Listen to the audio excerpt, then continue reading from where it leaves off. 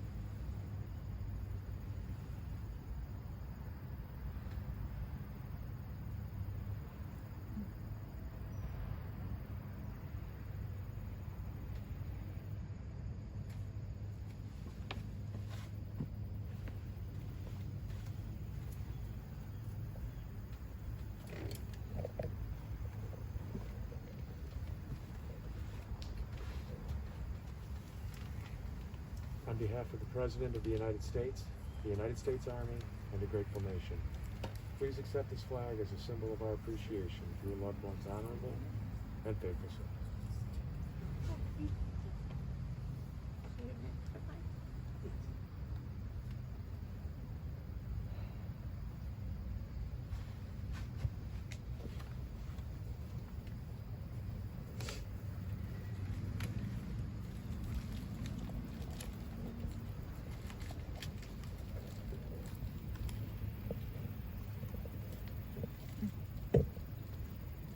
Dear friends, if it's all right, I'm going to take off my mask. I am vaccinated, and I think our distance is pretty good. We gather this afternoon to remember and to celebrate the life of one who filled our world with his love, his goodness, his extraordinary spirit, an outstanding example. In humility and gratitude, we turn to the wisdom of our tradition for comfort, for guidance, and for understanding. Is that, can you hear? Is that okay? Is that better? Okay. Throughout the centuries, whenever our people felt lost, adrift, confused, they would say the words of the 121st Psalm. Esainai el Hahari, my ayin yavo ezri, I lift my eyes to the mountains. What is the source of my help? My help comes from Adonai, creator of heaven and of earth. Esainai el Harim, me'ayin yavo ezri. Esainai el Harim, me'ayin yavo ezri. Ezri me'im Adonai osei shamayim v'aretz. Ezri me'im Adonai osei shamayim v'aretz. Esainai el Harim, me'ayin yavo ezri. Esainai el Harim, me'ayin yavo ezri. Adonai, what are we that you have regard for us? What are we that you are mindful of us? We are like a breath. Our days are as a passing shadow. We come and go like grass, which in the morning shoots up renewed, and in the evening fades and withers. You cause us to turn to dust, saying, return, O mortal creatures. Would that we were wise, that we understood whither we are going. For when we die, we carry nothing away. Our glory does not accompany us. Mark the wholehearted, and behold the upright. They shall have peace. For those of you for whom the 23rd Psalm is familiar, I invite you to join with me in its recitation.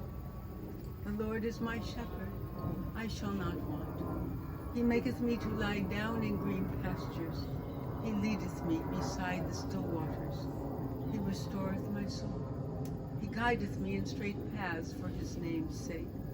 Yea, though I walk through the valley of the shadow of death, I will fear no evil, for thou art with me. Thy rod and thy staff, they comfort me. Thou preparest a table before me in the presence of mine enemies. Thou hast anointed my head with oil. My cup runneth over. Surely goodness and mercy shall follow me all the days of my life, and I shall dwell in the house of the Lord forever. When I die, remember me with a smile and laughter. If thoughts of me provoke no love, only sadness and tears, I ask that I be soon forgotten. Give what's left of me away to children and old ones who wait to die. And if you must cry, cry for your brother or sister who walks in grief beside you. And when you need me, put your arms around anyone and give them what you need to give to me. You can love me most by letting love live within the circle of your arms, embracing the frightened ones. Love doesn't die. People do. So when all that's left of me is love, give me away.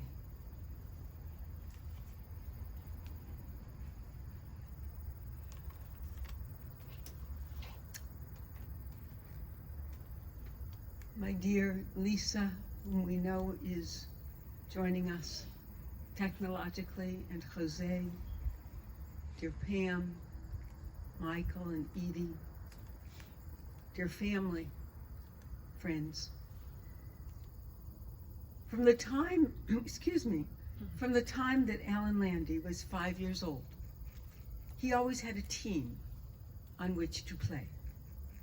All of his life he spoke fondly and proudly of Hillcrest Road, the street on which he grew up, the street that was like heaven. In Alan's mind, there were two reasons why the street earned celestial status. There was space to play ball, and all the kids who lived on the street were friends and remained friends their whole lives. Alan described Hillcrest as providing the perfect childhood environment, close-knit, supportive, safe, and all one had to do was to go outside for a few minutes and a ball game would inevitably materialize, or at the very least, a game of catch. In this heavenly existence, Alan's star shone particularly brightly. To begin with, his father, Sam Landy, who made his living as a traveling salesman, and, as an aside, who knew my grandfather, Sam Sudo, because he sold to him in Aberdeen, South Dakota. His father had been a semi-pro baseball player who thrilled the neighborhood kids when he had a few moments to play with them, or catch, or coach them, or just encourage them. Alan's star shone brightly, however, because he was a terrific athlete. It certainly didn't hurt to have the father he did, but as he would prove in many areas of his life, Alan was his own person, and he was good at every sport he tried. In high school, he led it in football, basketball, and baseball. At 5 years old, his father taught him to golf. At 40, Alan became passionate about tennis, and when he was in his 80s, was on a seniors team that won second place in the national finals, after winning first place in Cleveland, first in the region, and first in the state of Ohio. The older he became, the more routinely he competed with players who were much younger than he was, sometimes by decades. As good as Michael was at sports and at tennis, he could never beat his dad. Even when Alan was in his 80s, Michael could not defeat him. Alan was quietly proud of that. From the earliest days of his life, as the youngest of Sam and Ethel Landy's two children, as Alan arrived after beloved older sister Audrey, Alan could always find a team, and it wasn't just because he was such a good athlete. His children gave testimony to his special nature in numerous ways. In fact, just about every person who ever knew him or even met him described something of the man's irresistible character. As I thought about him, about the smile that always lit up his face and lit up our lives, the irrepressible twinkle in his eye that seemed to know some secret, inexhaustible delight that wasn't obvious to the rest of us. The way people from all walks of life called him brother from the time he was in junior high and high school. I kept thinking of a song from the well-known musical of the 1950s, Damn Yankees. Given that the actual Yankees crashed Alan and Ina's wedding on June 15th of 1952, when they were in town to play the Indians, and stayed at the same hotel where the Landy's wedding was taking place, it seems particularly appropriate. You Gotta Have Heart is possibly the best known song from the show.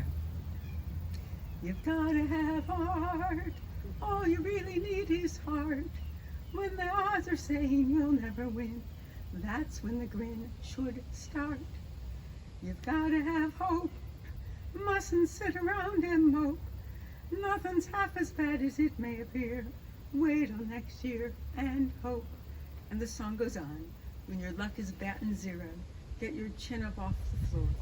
Mister, you can be a hero. You can open any door. There's nothing to it but to do it. You've got to have heart.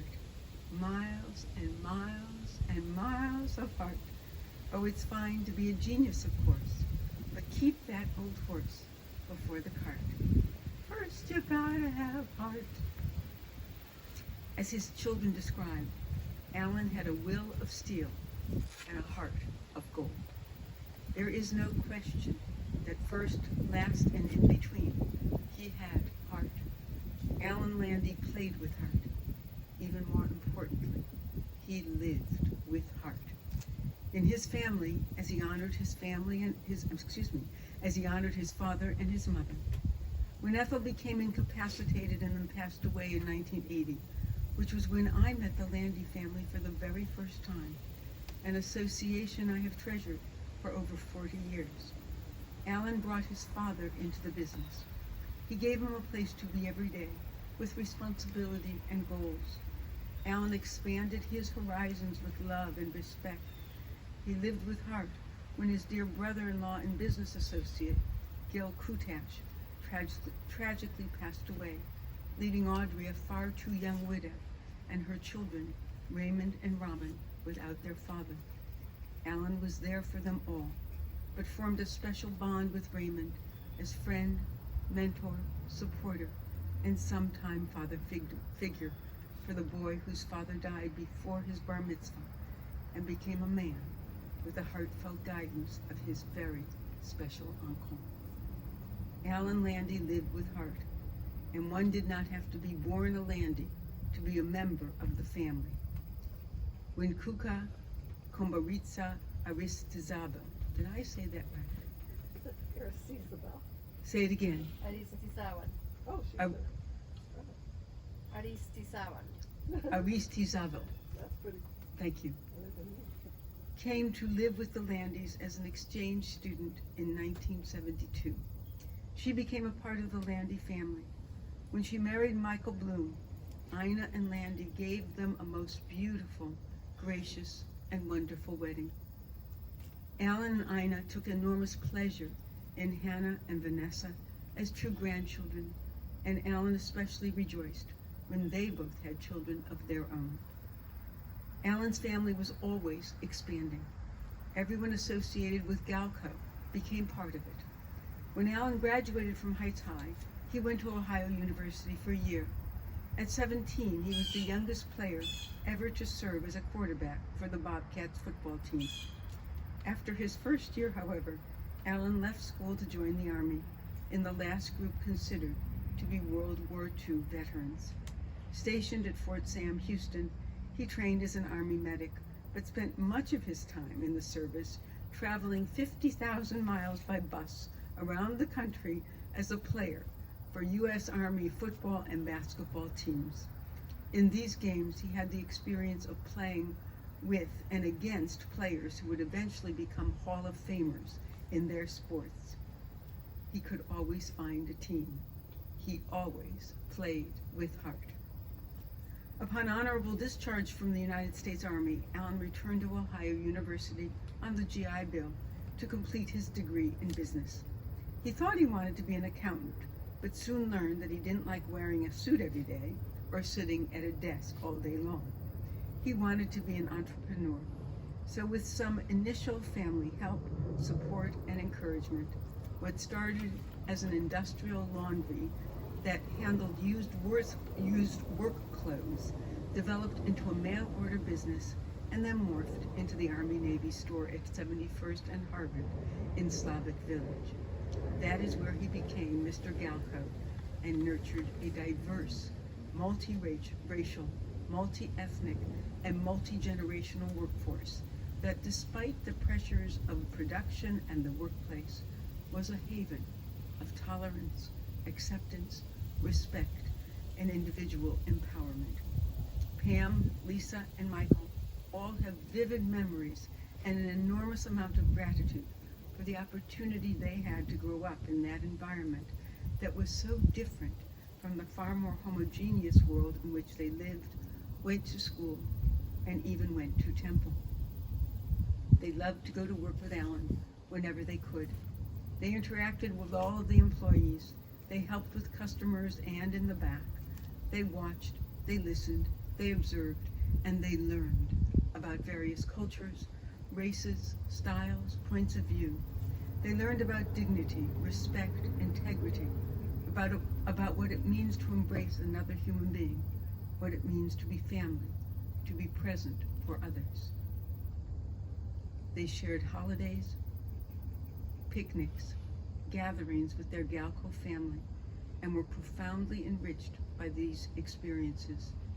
They learned about their father, about his work ethic, and what kind of a person he was. They saw firsthand the impact he had on others, how he supported and encouraged, as well as guided and helped in myriad ways.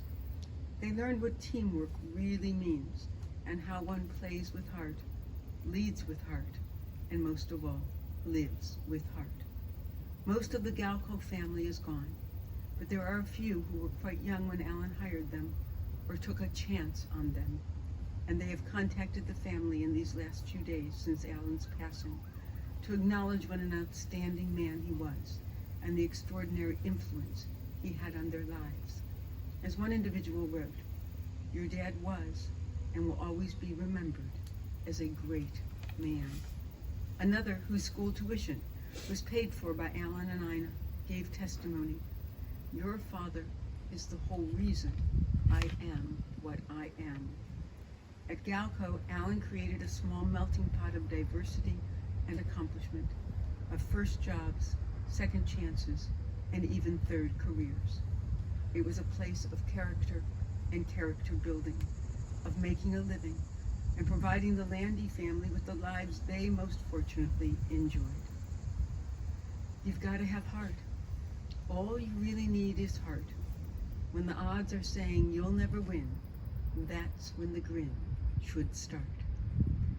As single-minded and focused as Alan could be when it came to his work and business, he had the enviable quality of balance in his approach to all things. His team of friends was another major facet of his life. He had lifelong friends and friends for life, whether he knew the person from childhood or 5 minutes ago. He enjoyed his many friends, and they had fun together, schmoozing, eating, celebrating, bowling, playing sports, watching sports, going to the movies, going to the theater, the symphony, Broadway shows, which he loved to do with Ina. He would say that everyone associated him with sports, but he had a whole range of interests that Ina in particular had brought into his life, and that he thoroughly enjoyed and appreciated. They both looked forward to having date nights every week. They were a stunning, radiant couple who were clearly very much in love and thrilled to be playing on the same team as two avid sports fans would be. You've got to have heart.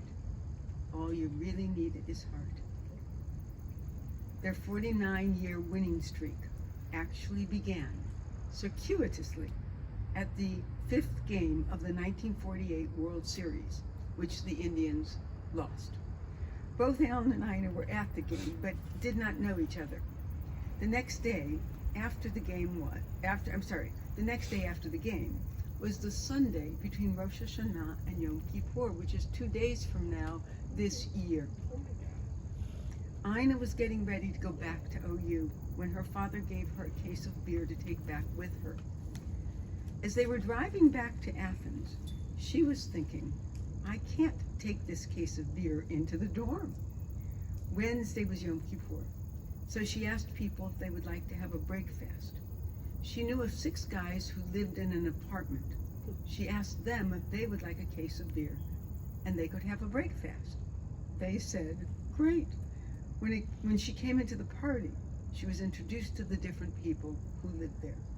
On the couch sat a guy in khaki pants and a BAMC sweatshirt. Someone took her over to him and introduced them, and she asked him what he was doing. And he said he was doing his accounting homework. She thought to herself, my God, what powers of concentration. Everyone is milling around and music is playing and everything else, and he's sitting there doing his homework.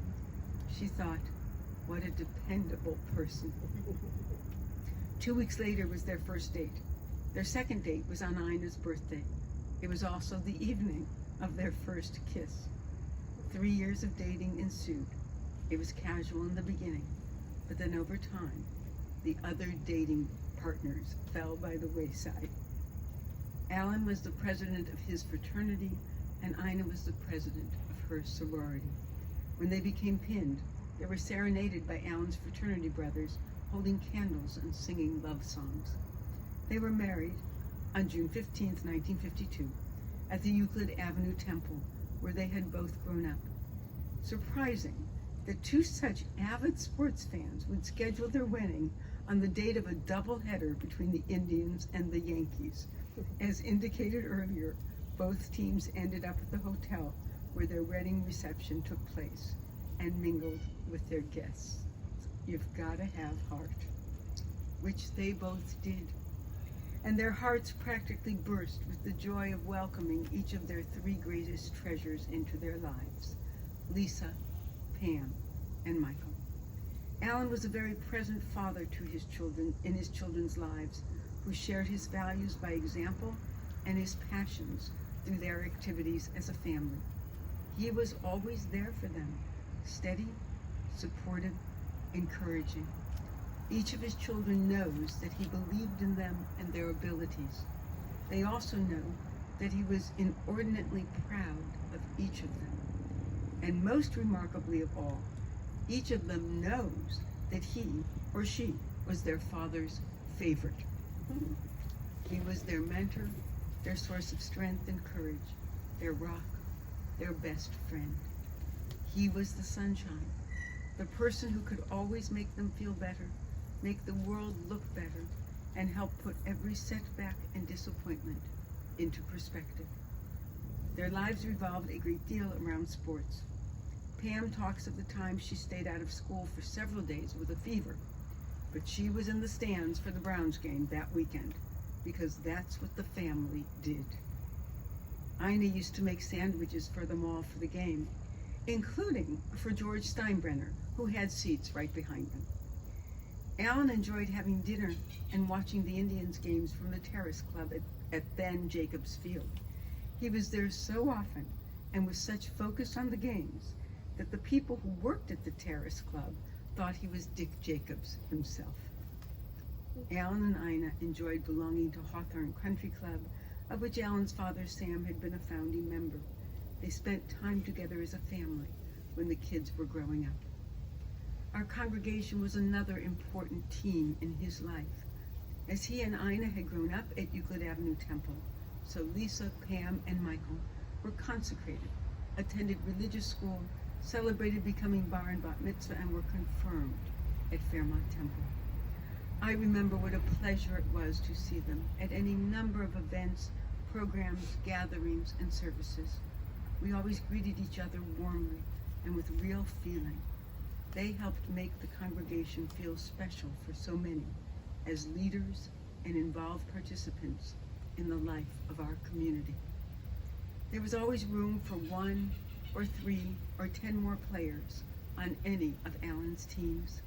When Lisa married Jose and Michael found his Edie, Alan embraced them as true children of his heart, never as children-in-law. He likewise befriended Sam as a dear friend and business partner of Pam's. In similar fashion, he was delighted when niece Robin married Mark and nephew Raymond married Kathy. There was always room for more on the family team, and they all felt it. As Lisa and Jose's nephew wrote upon learning the sad news of Alan's passing, "I'm so sorry, Lisa. There are no words to help with the pain you're experiencing right now. Your father was a special man. I was only around him a short time, but it was long enough for him to make me love him. Just know I'm here for you and Jose, whatever you need." Alan loved Cleveland. He read the Plain Dealer every single day, even when he was out of town. He also watched all of the Cleveland television channels, even from out of town. He was devoted to every one of our teams. He was content to be here and never looked to go anywhere else. But the most extraordinary thing happened in the aftermath of Ina's passing. As devastated as he was, as bereft and grief-stricken as he was without her, as much as Saki helped him sustain this most difficult time, as his dogs had always cheered him, he realized that he needed to come out of himself a bit, or he would start feeling disconnected from all of the people he loved, chief among whom were his children. he formed new and exceedingly close relationships with all of them. It was as if they were all granted a bonus of 20 additional years to know him, to learn from his wisdom and experiences, and to share their lives with him. While Michael and Edie lived in Cleveland, Lisa and Jose only wanted him to visit for extended periods in Tucson, and Pam sought the same for him in Detroit. Alan started to spend part of each year in Tucson, part in Detroit, and part in Cleveland. And no one ever wanted to give him up. In fact, he was in Tucson when the pandemic made it impossible to travel, and neither Lisa nor Jose would trade the year and a half he spent with them in their guest house for anything. You've got to have heart. All you really need is heart. When the odds are saying you'll never win, that's when the grin should start. You've got to have hope. Mustn't sit around and mope. Nothing's half as bad as it may appear. Wait till next year and hope. We hoped he would have a few extra innings. He looked so well and seemed so sharp when he returned from his hospital stay in Detroit. We were all looking forward to more time with him, but his game was called. Even his great heart needed time out. When your luck is batting zero, get your chin up off the floor. Mister, you can be a hero. You can open any door, there's nothing to it but to do it. You've got to have heart. Miles and miles and miles of heart. Oh, it's fine to be a genius, of course, but keep that old horse before the cart. First you gotta have heart. He was a good sport in every context. He taught us to be gracious in winning and in losing, and not to argue with the umpire or the referee. He coached us every step of the way so that we can continue to play out our lives with the confidence and assurance that this is how he would expect us to comport ourselves. It is what he taught us every day of his life, by doing and caring and loving with his whole heart. Zichrono livracha. May his memory be always for blessing. And let us say, play ball.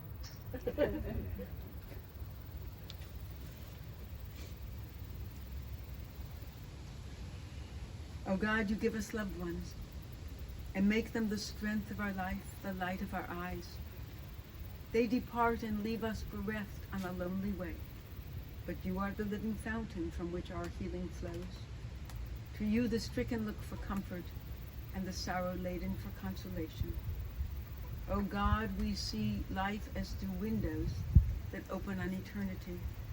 We see that love endures and the soul endures as you, oh God, endure forever. We see that the years are more than grass that withers, more than flowers that fade. They weave a timeless pattern in a world that is the dwelling place of your love and glory. I invite you to rise. You may also rise in spirit and stay seated if that is more, it is better for you. El malei rachamim shochen b'amromim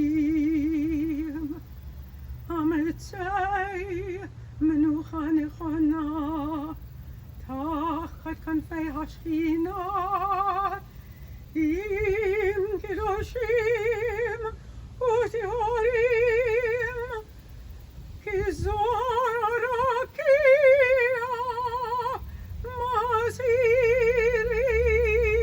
מזהירים את נשמת אהרון בן שמואל שהלך לעולמו.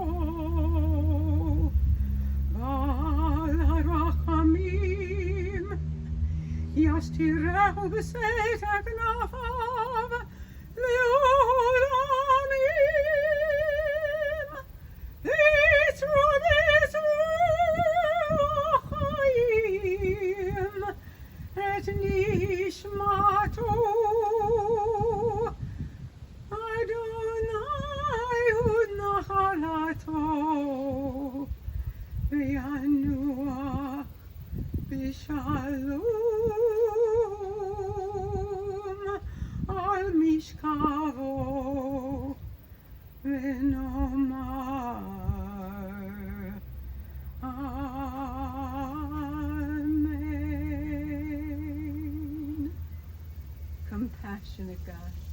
eternal spirit of the universe, grant perfect rest in your sheltering presence to Alan Richard Landy, who has entered eternity. O God of mercy, let him find refuge in the shadow of your wings, and let his soul be bound up in the bond of everlasting life. God is his inheritance. May he rest in peace. And let us say, Amen.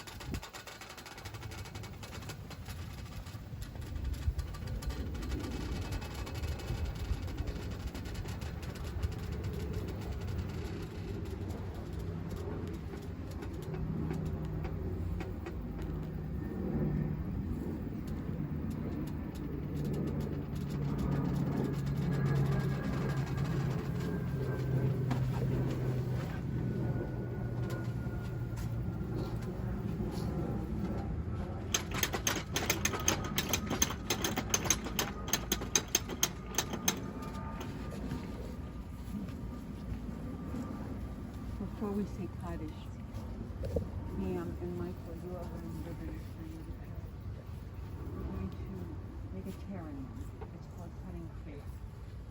And this ritual comes to us from ancient times, when our people would actually rend the garments that they wore on their bodies to show that something very precious had been torn from the fabric of their lives. And although we don't go to quite such dramatic lengths, we do wear this ribbon. And we make a tear in it, because in this way we connect ourselves to generations of our people who have indicated on the outside a hint of what they were feeling on the inside. And yet even as we make the tear, we say words of belief and of affirmation in God, and we are thinking of Lisa as we are doing this. If you would repeat after me. Baruch Atah Adonai Dayan Ha'emet. Blessed are you, ruling spirit of the universe, the righteous judge.